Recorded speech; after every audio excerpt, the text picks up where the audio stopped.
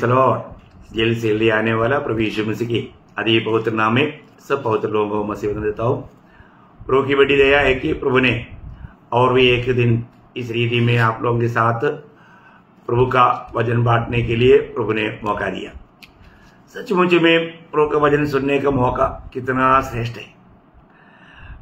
मैं आपको बताऊं, आप ये जो वचन सुन रहा है आपको समझ में आता है क्या?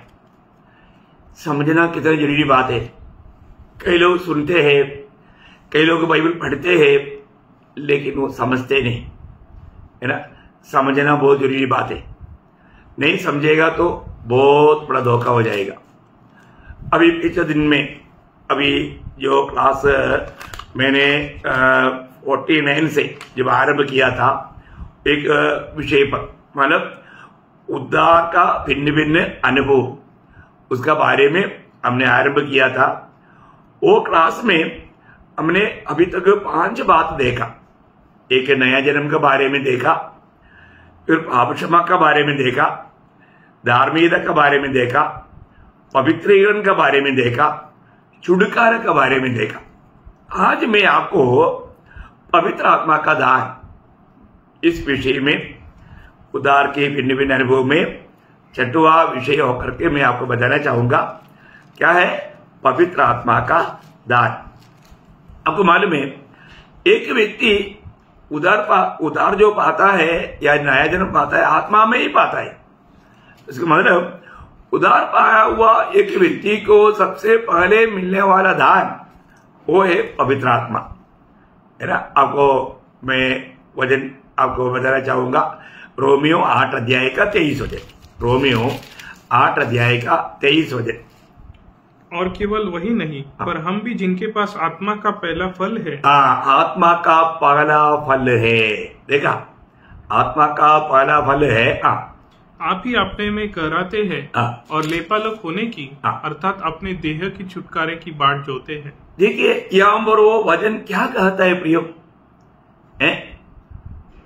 ये जो आत्मा पाया हुआ व्यक्ति के अंदर एक दबाव रहता, कहराता वो शब्द प्रयोग वहां पर बताया है। अपने आप में कहराता, किसके लिए कहराता है?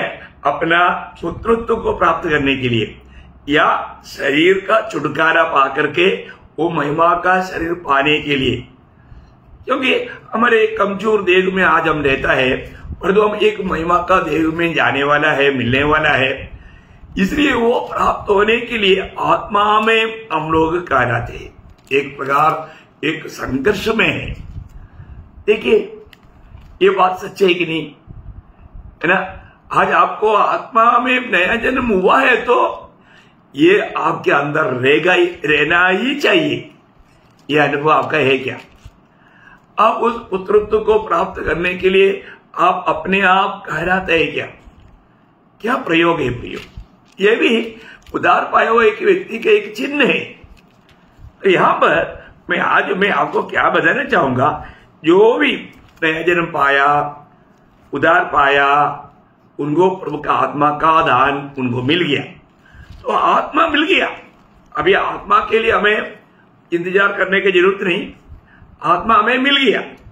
अभी आत्मा जो हमारे में जो करता है, वो आत्मा करने वाला हमारे में जो काम करता है, वो उसमें 4 खास बात है, वो मैं आपको बताना चाहूंगा। ये बहुत बड़ी बात है।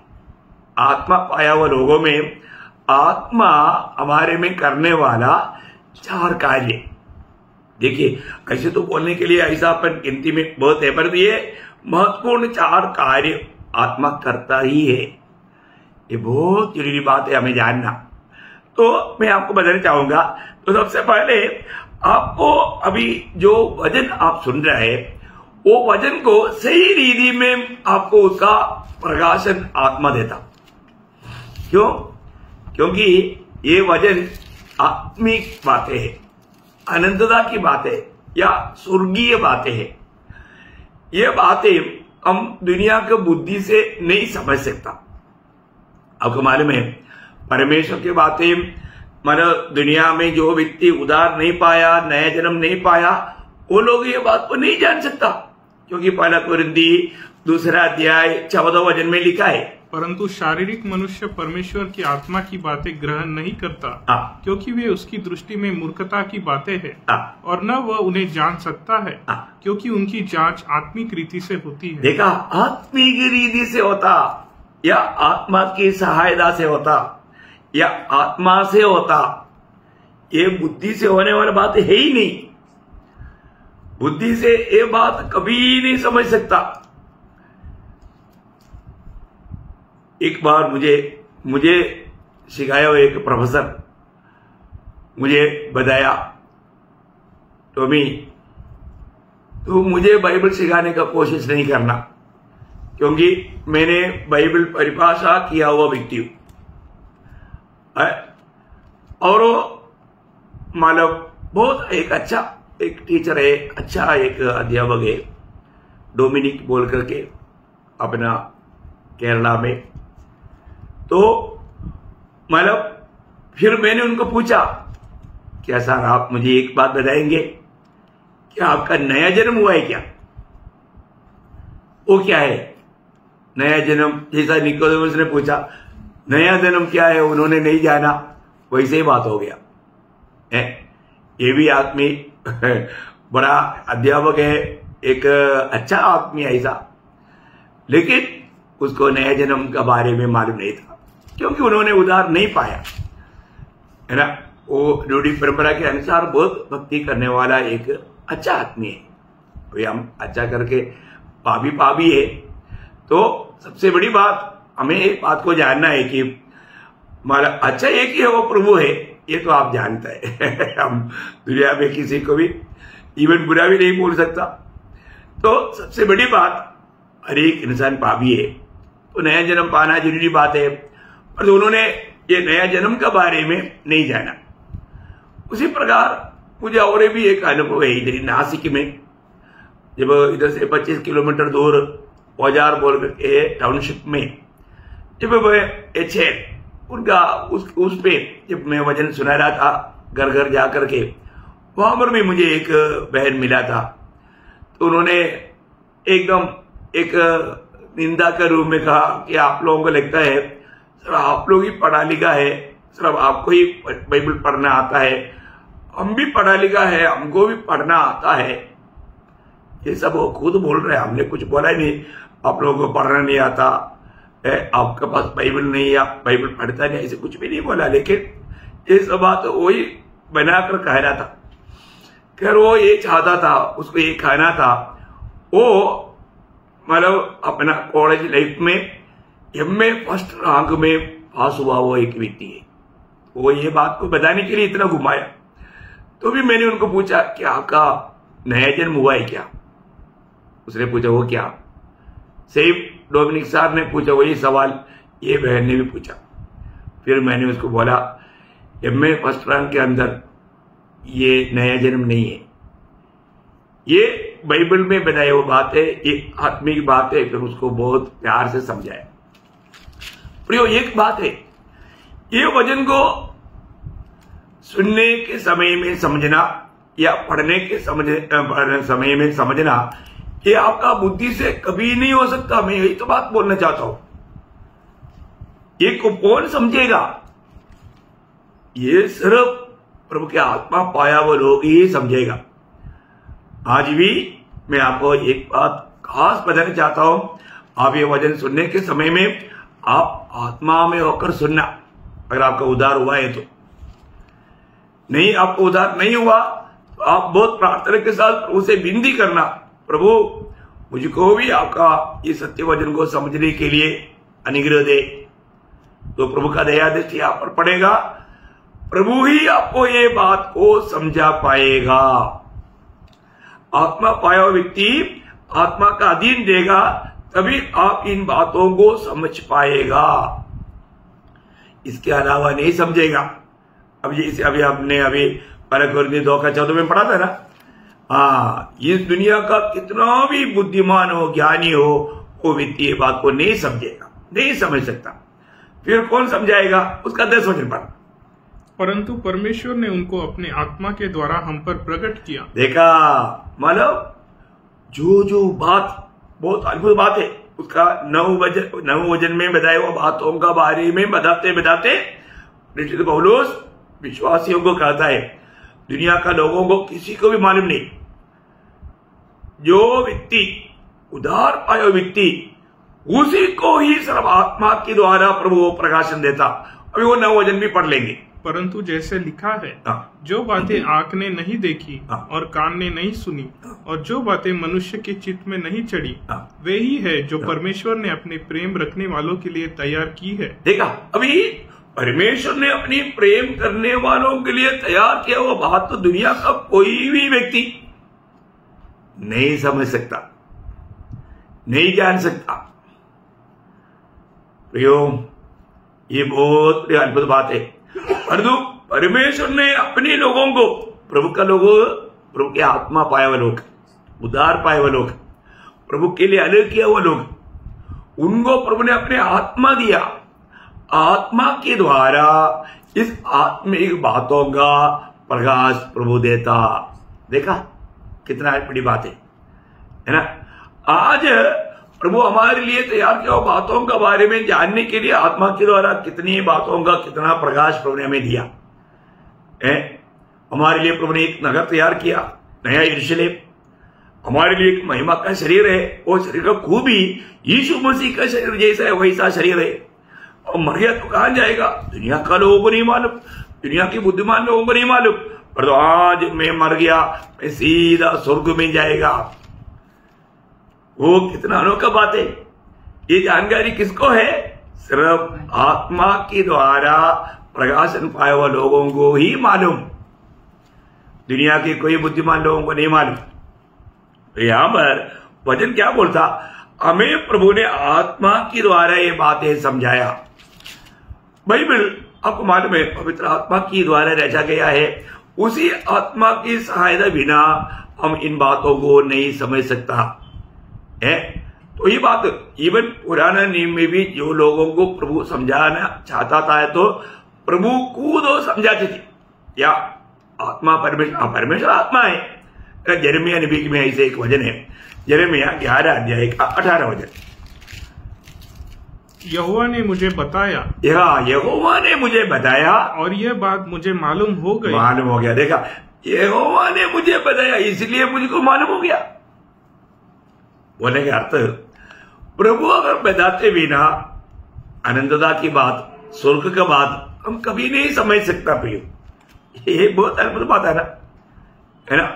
इसलिए आज जो भी हम ये बातों को जानना चाहता है, हमें उसका आत्मा का सहायता चाहिए। आत्मा पाया हुआ लोग ही ये बात को समझेगा। आत्मा पाया बोलना भी कभी नहीं। आप जब भी प्रभु का वचन पढ़ता है या वचन सुनते हैं, उस समय में आत्मा में होकर सुनना या आत्मा में होकर पढ़ना। आत्मा में होने का अर्थ क्या है? एक व्यक्ति आत्मा में एक ही नहीं कैसे मालूम, ये जानना प्रियो। नासिक मंडली के लोगों को ये बात मालूम, लेकिन आपको मालूम है कि नहीं मुझे नहीं मालूम। मैं इसलिए आपको बताता हूं, ध्यान से सुनना। शायद अभी तक आपका आत्मीय जीवन में शायद ये बात जो अभी मैं बताने जा रहा हूं, शायद आप जानेगा तो आपके जीवन में बहुत तरक्की हो जाता, आत्मीय जीवन में बहुत उन्नति पाता था। नासिक मंडली के लोग भी मैंने ये बात समझाया, परंतु कितने लोग उसको समझा और कितने लोग आत्मा में होकर पढ़ता है या सुनता है मुझे भी नहीं मालूम, लेकिन सिखाया। कुछ लोग जरूर उसको अपने जीवन में अभ्यास में लाता। तो आप आत्मा में होते बिना ये आत्मिक बात को नहीं समझ सकता। आप में आत्मा रहते हुए भी आप नहीं समझेगा यदि आप आत्मा में नहीं है तो। ये भी खास बात है, ये भी समझने वाली बात है। तो फिर आप आत्मा में कैसे हो जाएगा? आपको दिल की गहराई से, सच्चा दिल से कहना है, हे प्रभु यीशु मैं आपको प्यार करता हूं।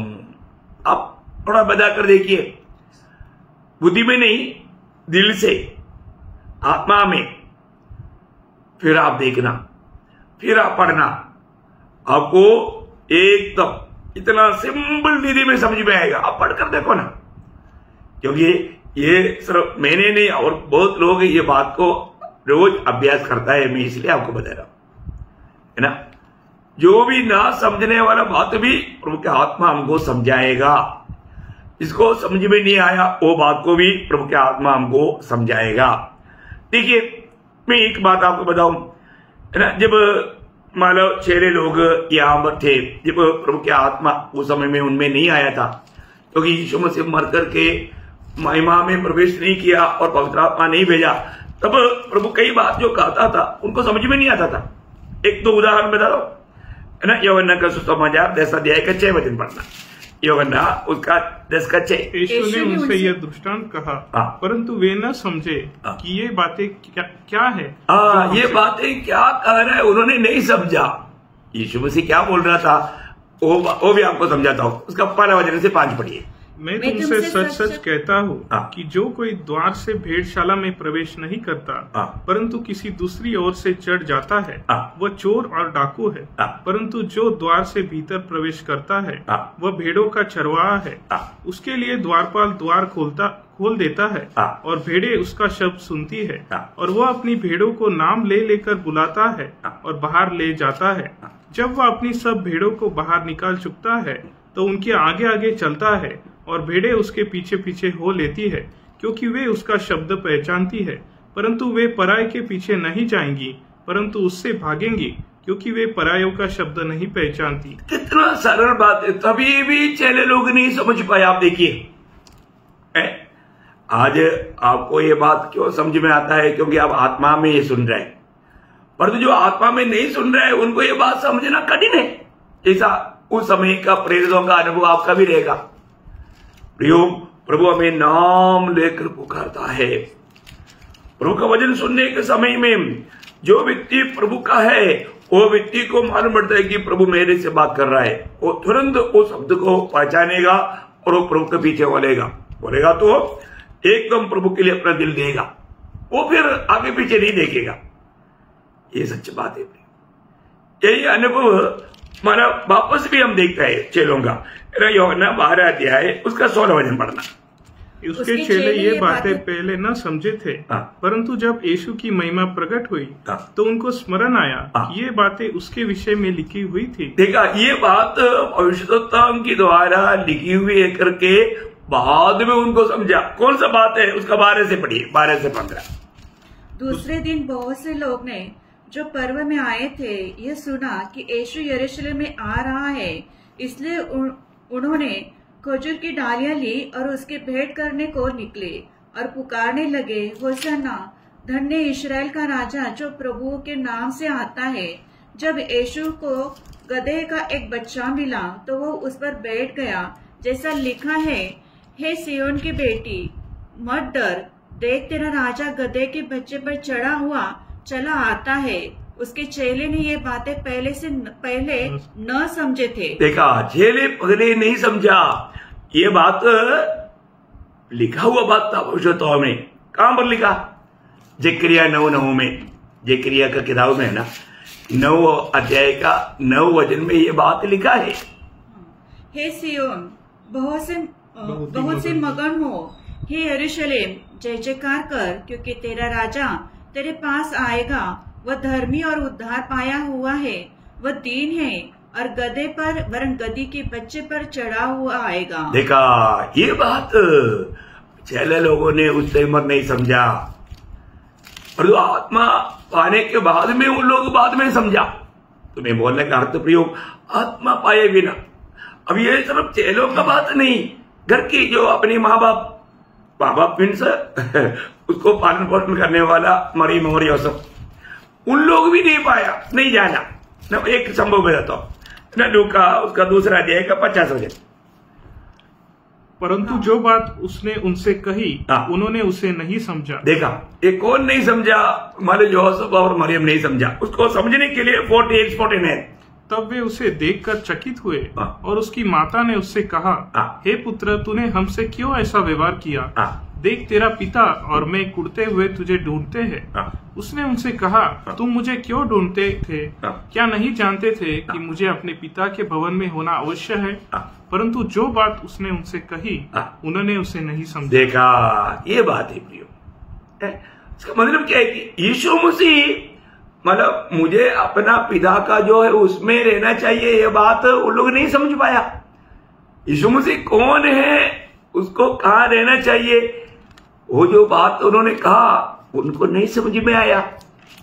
देखा क्यों? क्योंकि उनमें भी प्रभु की आत्मा नहीं उतरे थे। तो ये बहुत बड़ी बात है।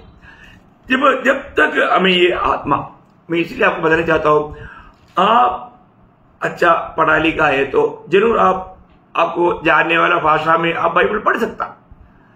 बाकी दुनिया का कोई भी किताब पढ़ेगा तो आपको समझेगा, बाइबल नहीं समझेगा।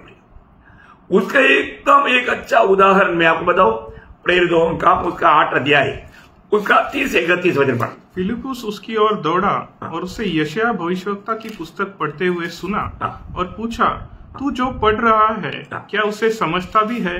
उसने कहा, जब तक कोई मुझे न समझाए तो मैं कैसे समझूं? और उसने फिलिपुस से विनती की कि वह चढ़कर उसके पास बैठे।